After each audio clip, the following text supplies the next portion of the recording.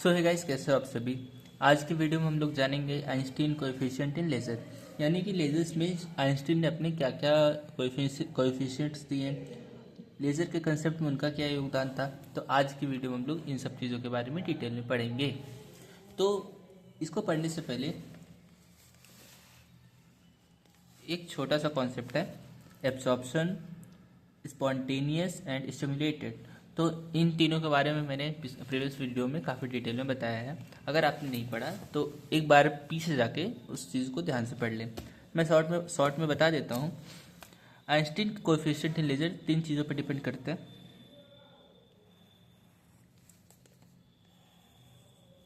एक होता है एब्जॉर्प्शन,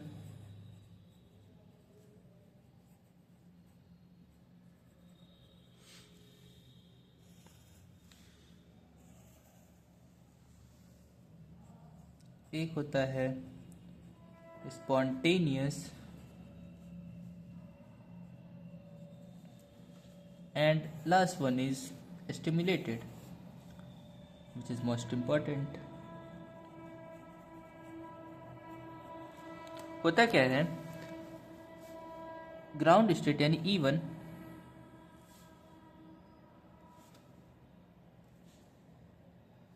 E1 में इलेक्ट्रॉन्स रहते, एटम्स रहते हैं, ठीक है।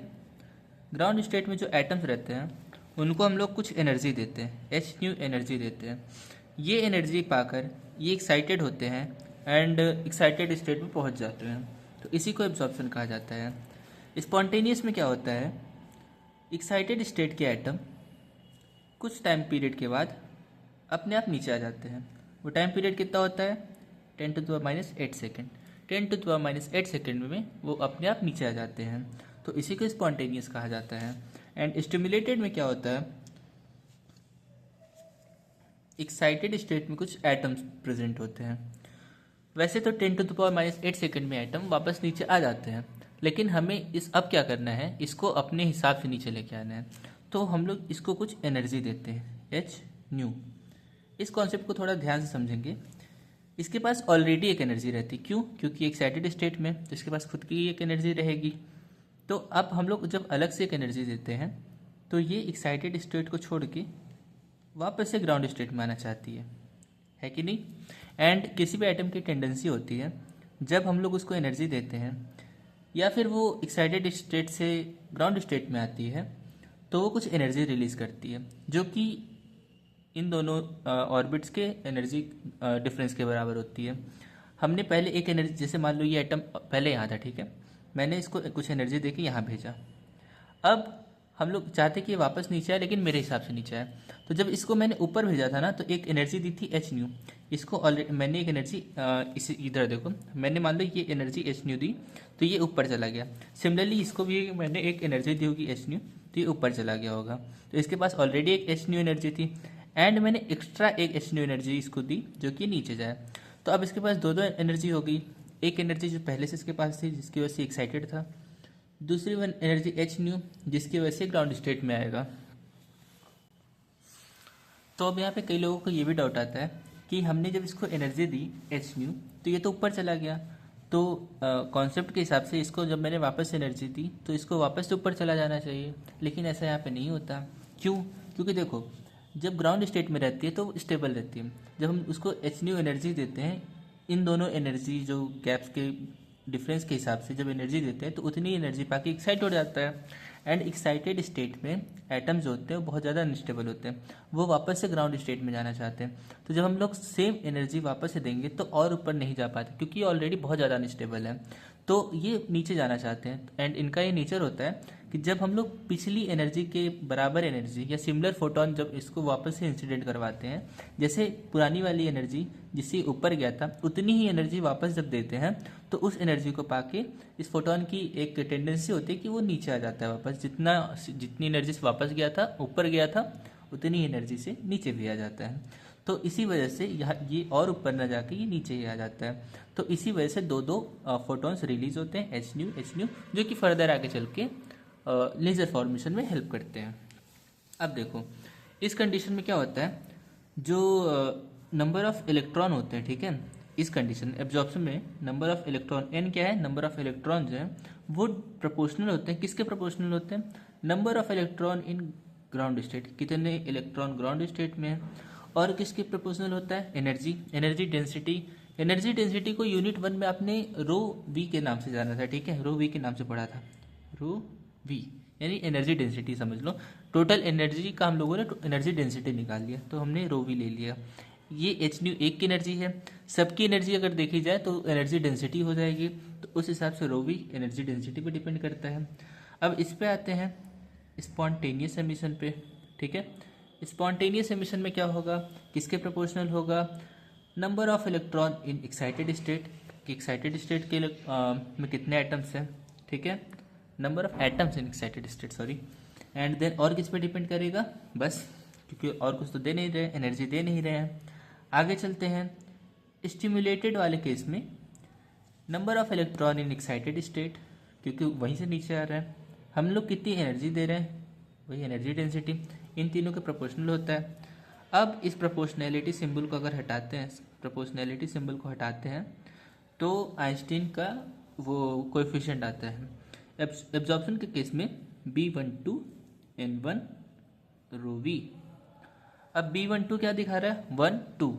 B12 का मतलब होता है, B12 का मतलब होता है एटम जो है 1 से 2 पे जा रहा है, यानी E1 एनर्जी से E2 एनर्जी पे जा रहा है। एंड B क्या दिखाता है, एब्जॉर्प्शन का कोएफिशिएंट है। Similarly number of atoms in spontaneous is equal to A(N2), ठीक है, and similarly NH2 is equal to, इसमें कहाँ से आ रहा है, A21, सॉरी। एंड इसमें क्या होगा, वापस से B21N2 रो। ओके, इसमें क्या हो रहा है, अब देखो, अब कई लोगों को कन्फ्यूजन होता है कब बी लगाना है कब ए लगाना है। सिंपल याद रखो यार, जब ऑटोमेटिक यानी ए से ऑटोमेटिक, जब ऑटोमेटिक नीचे आ जा रहा है तो वहाँ ए लग रहा है, बाकी दोनों केसेस में एनर्जी दे रहे हैं तो वहाँ बी लग रहा है, सिंपल, ठीक है, ज़्यादा कुछ स्ट्रेटनिंग की जरूरत ही नहीं है। एंड 1 2 2 1 इसमें कन्फ्यूजन हो रहा है, तो एटम जो कहाँ से कहाँ जा रहे हैं उसका ध्यान रखो। अगर 1 से 2 में जा रहे हैं तो 1 2, अगर 2 से 1 में आ रहा है तो 2 1, सिंपल। तो अब देखो यहाँ एक कंडीशन आता है, ये टोटल जितने इलेक्ट्रॉन हैं, सॉरी एटम हैं, ये एटम जितने ऊपर जाएंगे उतने तो नीचे आएंगे, है ना। तो हम लोग लिख सकते हैं ये जो N1 है, ठीक है, इज इक्वल टू जितने ऊपर गए, ठीक है, ऊपर दो कंडीशन में गए, चलो बताता हूँ। Number of absorbed atom is equal to number of spontaneous plus number of stimulated. ये कहाँ से है, एब्जॉर्ब मतलब होता है जितने एब्जॉर्ब हुए। अब देखो एब्जॉर्ब होंगे फिर ऊपर जाएंगे, ऊपर जाते हैं अगर तो दो तरीकों से नीचे आएंगे, या तो खुद आए या तो हम लोग उसको कंट्रोल वे में लेके आए। तो जो खुद से आते हैं वो स्पॉन्टेनियस हो गए, एंड जो कंट्रोल वे में लेके आते हैं उसको स्टिमुलेटेड हो गया। ये दोनों अलग अलग चीज़ नहीं है, एक ही एनर्जी लेवल है। इलेक्ट्रॉन कुछ अपने आप से नीचे आ रहे हैं, कुछ कंट्रोल करके नीचे लेके आ रहे हैं हम लोग, तो वही टोटल है। ये तीनों जो है एक ही एनर्जी लेवल का अलग अलग फॉर्म दिखाया गया है, जिसमें हम लोगों ने एनर्जी दी, ये ऊपर गया एंड कुछ अपने आप से नीचे आ गया, एंड देन कुछ एनर्जी देने के बाद नीचे आया है। एंड अब इन तीनों इक्वेशन को आप पुट करते हैं, NAB को यहाँ रखते हैं, NSP को वहाँ, NST को यहाँ। अब जब हम लोग इसको पुट करेंगे तो हमें क्या मिलेगा, चलो पुट करते हैं, B12N1 rho V is equal to A21N2 plus B21N2 rho V. Simple है, रो वी एक साइड कर लो, तो B12N1 rho V minus B21N2 rho V is equal to A21N2, ठीक है। कुछ कॉमन ले सकते हैं, रो वी कॉमन ले सकते हैं, रो वी कॉमन ले लेते हैं। इसमें रो वी को जब कॉमन लेंगे तो हमें क्या मिलेगा, B12N1 minus B21N2 is equal to A21N2। मैं डेरिवेशंस खुद से करता हूँ, जो कि आपको ऐसा ना लगे कि लाइक करी कराई चीज़ें दिखा रहा। मैं करूँगा तो उसके साथ आपका भी प्रैक्टिस होगा, आपको एक मेथड पता चलेगा कि कैसे किया जाता है। तो अब यहाँ से क्या करना है, रो वी को निकालते हैं, रो वी को एक साइड करते हैं, इसको इधर लेके जाते हैं। A21 N2 upon B12 N1 minus B21 N2। मैंने क्या किया, इसको इधर लेके आ गया। अब क्या करेंगे, इसमें से इसको बाहर लेंगे एंड इसमें से इसको, तो रो वी क्या हो जाएगा हमारा, A21 N2 divided by B12 N2 common ले लिया मैंने, ठीक है। अब इसमें से B12 N1 में से कॉमन ले लिया तो क्या बचेगा, N1 बाई N2, क्योंकि इसमें N2 नहीं था इसलिए मैंने N2 से डिवाइड कर दिया, क्योंकि जब इसको अंदर मल्टीप्लाई करेंगे तो ये पुराना वाला वापस मिलना भी चाहिए, है कि नहीं। एंड इसमें N2 था, B12 भी इसमें B21 है, इसमें बाहर B12 है, तो हम लोग B12 से डिवाइड कर देंगे, B21 बाई B12, ठीक है। अब देखो यहाँ पे N2 से N2 कैंसिल आउट हो जाएगा, तो रो वी हमारा क्या आ जाएगा, A21 divided by B12 upon N1 minus N1 by N2 minus B21 upon B12। ये आ गया हमारा, ये हमारे इक्वेशन नंबर 1 ले लेते हैं इसको, ठीक है। आगे चलते हैं।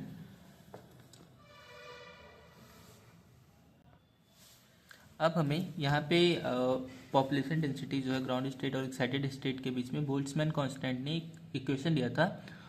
वो इक्वेशन क्या था, N1 by N2 is equal to E की पावर माइनस डेल्टा टी, या फिर ई की पावर माइनस डेल्टा ई, या फिर हम लोग लिख सकते हैं E2 माइनस E1 अपॉन के बी इंटू टी। के बी क्या है, Boltzmann constant, E2 minus E1 क्या है, एनर्जी डिफरेंस हो गया। N1 by N2 is equal to E की पावर E2 माइनस E1 के बी टी। तो N1 बाई N2 की जगह हम लोग ई की पावर E2 माइनस E1 के बी टी लिख सकते हैं। तो रो भी हमारा क्या हो गया, A21 by B21 upon E की पावर E2 माइनस E1 को मैं माइनस डेल्टा ई लिख रहा हूँ, ठीक है, अपॉन के B and T and minus एक चीज़ और देखो, B21 अपॉन B12 जो है क्या है ये चीज़, B21 एंड B12 पीछे चलते हैं।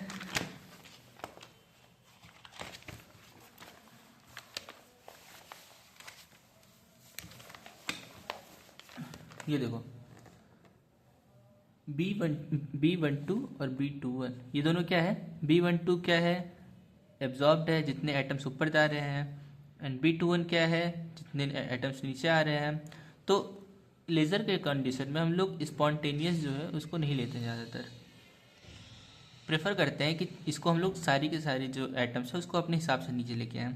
तो जितने इलेक्ट्रॉन ऊपर लेके जाते हैं उतने इलेक्ट्रॉन अपने हिसाब से हम लोग नीचे लेके आते हैं। तो जब जितने ऊपर लेके जा रहे हैं उतने ही नीचे आ रहे हैं, तो दोनों को जब आपस में डिवाइड करते हैं तो 1 आता है आंसर। प्रोबेबिलिटी जो होती है वो अप्रॉक्स 1 के आसपास होती है, ठीक है।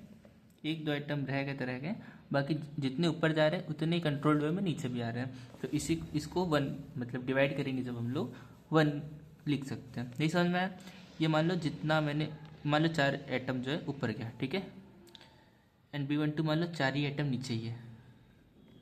जब दोनों को आपस में डिवाइड करेंगे तो एक 1 ही आएगा ना, समझ में आई बात। मान लो 4 आइटम ऊपर गया और वही 4 आइटम नीचे आया, तो दोनों 4 आइटम ऊपर यानी जितना ऊपर गया एंड जितना नीचे आया दोनों को आपस में डिवाइड करो तो 1 ही आया आंसर। तो उसी की जगह हम लोग 1 लिख सकते हैं। अब हम लोगों ने प्लैंक्स कांस्टेंट में यूनिट 1 में एक इक्वेशन पढ़ा था, energy density rho V D V is equal to 8 pi H nu cube upon C cube into 1 upon E की power minus delta E by K T by K B T -1। ये देखो integration के form में था इसलिए इसको DV लिखा गया था, बट चाहे तो इसको हम लोग हटा सकते हैं। दोनों इक्वेशन एक दूसरे के बराबर है, ठीक है। दोनों इक्वेशन ये देखो प्लैंक्स कांस्टेंट में हमने एक क्वेश्चन पढ़ा था, rho V D V is equal to 8πh³ upon c³ into 1/e⁻ delta E upon के बी टी माइनस 1। अब देखो ये रो वी डी वी तो इंटीग्रेशन का फॉर्म था, इसलिए इसको निगलेक्ट कर सकते हैं। तो रो वी दोनों आपस में इक्वल है, दोनों को इक्वेट कर सकते हैं। जब दोनों को आपस में इक्वेट करेंगे हम लोग, तो एक साइड आएगा 8πh³ upon c³ into 1/e⁻ delta E upon के B T minus 1 is equal to A21/B21 upon E minus delta E upon के बी टी माइनस 1, जो कि था। इस पूरे से ये पूरा कट गया एंड हमारा इक्वेशन क्या बचा, A21/B21 is equal to 8πh³ upon c³ and ये पूरा जो है कांस्टेंट की तरह काम कर रहा है। तो हम लोग अब लिख सकते हैं रेशियो के फॉर्म में A21/B21 is equal to 8πh³ upon c³, ratio 1 आगे कांस्टेंट चलता रहेगा। तो यही हमारा था आइंस्टीन कोएफिशिएंट रिलेशन, जो कि प्रूव हो चुका है। तो आज की वीडियो में इतना ही। आई होप कि आपको समझ में आया होगा। एंड जो चीज़ नहीं समझ में आई, एक बार आप नीचे कमेंट कर दीजिए, मैं आपको डिटेल में वो चीज़ समझा दूंगा। तब तक के लिए bye bye, goodbye, take care.